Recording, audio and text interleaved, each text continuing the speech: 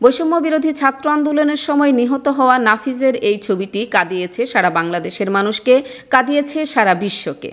গত 4 আগস্ট রাজধানীর ফার্মগেটে গুলিবিদ্ধ হয়ে নিহত হয় গোলাম নাফিজ। কিন্তু নিহত কলেজ ছাত্র গোলাম নাফিজ হত্যা মামলার বাদীকে চেনেন না তার বাবা গোলাম রহমান। অপরিচিত ব্যক্তি বাদী হয়ে ভুল তথ্য দেওয়ায় ছেলে হত্যার সুষ্ঠু বিচার নিয়ে সংশয়ে রয়েছেন তিনি। এই বাদীর বিরুদ্ধে আইনগত ব্যবস্থা নেবে বলে জানিয়েছেন তিনি। রাজধানীর বনানী বিদ্যানিকেতন স্কুল অ্যান্ড কলেজের একাদশ শ্রেণীর ছাত্র ছিল গোলাম নাফিজ।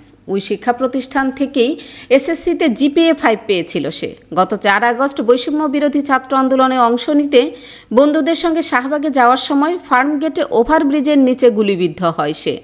রিকশার পাদানিতে পড়ে থাকা নাফিজের নিথর দেহের ছবি কাঁদিয়েছে কোটি মানুষকে। তাদের বাসা মহাখালীতে। 2 ভাইয়ের মধ্যে ছিল সে ছোট, বড় ভাই গোলাম রাসেল। নাফিজ হত্যার ঘটনায় পরিবার মামলা করার আগে মোহাম্মদ রফিকুল ইসলাম নামের এক ব্যক্তি 25 আগস্ট ঢাকার আদালতে নালিশি মামলা করেন। মামলাটি আমলে নিয়ে সেটিকে এজাহার হিসেবে নিতে তেজগাঁও থানার পুলিশকে নির্দেশ দেন আদালত। মামলায় নাফিজের মৃত্যুর তারিখ উল্লেখ করা হয়েছে 1 আগস্ট। কিন্তু এই মামলার বাদী রফিকুল নিহত নাফিজের কেউ নন। এমন হত্যার ঘটনায় অপরিচিত ব্যক্তি মামলা করায় বিস্ময় প্রকাশ করেন নাফিজের বাবা গোলাম রহমান।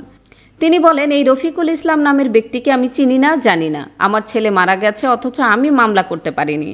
একদিন তেজগাঁও থানা থেকে আমাকে ফোন দিয়ে জানানো হলো নাফিজ হত্যার ঘটনায় একজন আদালতে মামলা করেছেন।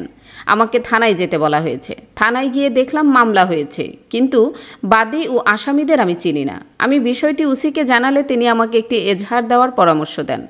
আমি এই বাদীর বিরুদ্ধে আইনগত ব্যবস্থা নেব, আইনজীবীর সঙ্গে কথা বলেছি। রফিকুল ইসলামের করা মামলায় আসামি হিসেবে সাবেক প্রধানমন্ত্রী শেখ হাসিনা, সাবেক স্বরাষ্ট্রমন্ত্রী আসাদুজ্জামান খান, ডিএমপির সাবেক অতিরিক্ত কমিশনার হারুনুর রশিদ, সাবেক স্বরাষ্ট্রমন্ত্রীর ব্যক্তিগত সহকারী মনিরুজ্জামান সহ 20 জনের নাম উল্লেখ করা হয়েছে। এই আসামিদের মধ্যে বিভিন্ন জেলার ও তেজগাঁও থানা আওয়ামী লীগ সহ এর অঙ্গ সহযোগী সংগঠনের নেতারা রয়েছে। আদালতে করা মামলার বাদী রফিকুল ইসলামের ঠিকানা দেওয়া হয়েছে 2341 পশ্চিম তেজতুরি বাজার। তবে গত বৃহস্পতিবার দুপুরে ওই বাড়িতে গিয়ে জানা যায় সেখানে এনামের কোনো বাসিন্দা নেই। মামলার আবেদনে রফিকুলের দেওয়া মোবাইল নম্বরে গতকাল ফোন করে তা বন্ধ পাওয়া গেছে। নাফিজ হত্যা মামলাটি তদন্ত করছেন তেজগাঁও থানার উপপরিদর্শক এসআই মোহাম্মদ নুরুজ্জামান ভূঁইয়া। তিনি বলেন, বাদীর সঙ্গে ওই পরিবারের কোনো আত্মীয়তার সম্পর্ক নেই বলে শুনেছি, তবে তদন্ত করে সবকিছু ঠিক করা হবে। নাফিজের বাবার সঙ্গে কথা বলেছি, আমরা তদন্ত করে ব্যবস্থা নেব।